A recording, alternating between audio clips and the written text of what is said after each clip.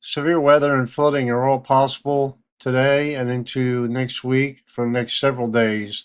And that's what's going to be the focus for today's forecast. So to start with, this is the HREF Ensemble viewer. I've showed you this before. This gives a good average of all the convective allowing models, kind of combines them all into an average, right?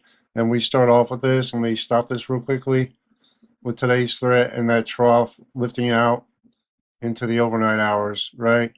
So that trough lifts out, and we have the severe threat down here in Oklahoma and parts of Kansas, Missouri, Arkansas, Arizona, and parts of southeastern Colorado, parts of Nevada, Idaho here, and right in the California mountains also. Marginal risk of severe weather today. Now, what I think is driving the severe threat today is just a surface boundary setting up here. You see the winds from the north here on the northern side of it, right? And on the southern side, yeah, southerly winds, all right? And so where you get these two interacting, you could have thunderstorms firing up in the overnight hours here. So I just wanted to show you this for reference. You see where the difference in temperatures are here. You can also see that with the dew points, which are a measure of the moisture in the atmosphere. Although not that conducive for surface-based convection, there should be enough here for severe weather today along that boundary.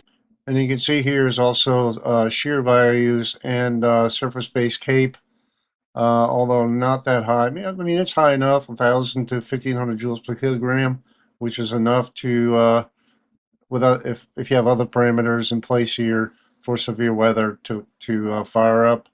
And out west here, this might be more terrain induced, although surface-based CAPE is fairly weak here, 500 close to 1,000 joules per kilogram. Right, so we have this hard terrain induced convection maybe going on out here that would fire up, but here it's more based on the surface boundary. You can see here also the helicity values in the 0 to 3 kilometer range are relatively high along this boundary overnight hours, okay, all the way up to the north. So that's one parameter you would look at for rotating supercells, as well as out here in the west, right, in the higher terrain. That's pretty high for this area. All right, so another parameter to look at is 0 to 1 kilometer storm level relative helicity. See, it's maximized here in Oklahoma Panhandle, right, in parts of Kansas as well, and with values approaching 100 meters per second squared or higher. That's more than sufficient for rotating supercells for your weather here.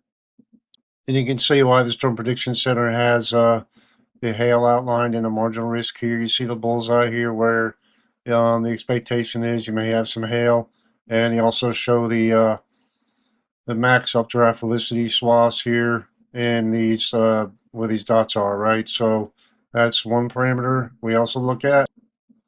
The wind risk, I don't know, based on what I'm seeing here, they may upgrade this a little bit. You see the 15% areas here.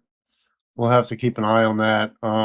So the coverage may be greater for a wind threat in these yellow areas in the next outlook. Interestingly enough, it also shows a small tornado risk here in northwest Nevada. So we'll see if that happens or not. Now everybody wants to know where the convection is going to fire, when it's going to fire, right? So we got the ongoing convection this morning. That moves out. You see storms already firing where that upper low is moving on shore. The mid-level feature is moving on shore here out west. And along this boundary here, you have some rotating storms here out west, right? And I'd like to zoom in on this, but we got two different areas we're looking at here. So this is pretty much an overnight hour event, right? You get into the evening hours really before these storms really fire up. These storms move out. And in the central U.S., at least HRRR isn't really bullish on a lot of rotating storms here. I don't know. We'll see how this plays out, but it doesn't really show updraft velocity swaths. But you get the idea here where the convection would be all right, along this boundary here. And you can look at the different models. They have different outputs here, with a different model showing different solutions with different updraft helicity, especially the HRW showing more rotating storms in that area here, right? Right. So the expectation is, overnight hours is the most likely time where you get severe convection, especially if you look at the HRWFE3 model. The NAM Nest really has nothing going on here. So we'll just have to see. Looks like the HRWFE3 is the most aggressive with the rotating storm. So we'll have to see how this goes today, whether these storms fire up. That seems a little bit too aggressive compared to the other models if you look at them all here. So I would tend to side with HRRR and kind of stay away from a model that's so aggressive like this. And so here's the outputs from the Ensemble mean for the precip amounts, like average. So you can see the highest amounts are going to be probably in the parts of northeastern Kansas, all the way up into parts of the Midwest, parts of Texas, and out west here. That moves a little bit further to the south.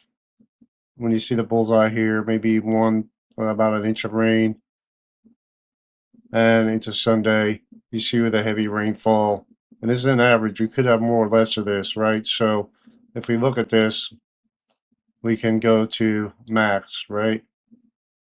This is our max expected through Sunday. All right, so we'll just have to see where the heaviest rainfall sets up in the coming days. Well, that's all I got for today's forecast, guys. I wanted to go a little more detail about the extended, but I've run out of time. So spent a lot of time putting this together. So I hope y'all got something out of this. I appreciate y'all's support. Hope you have a great day and stay safe out there.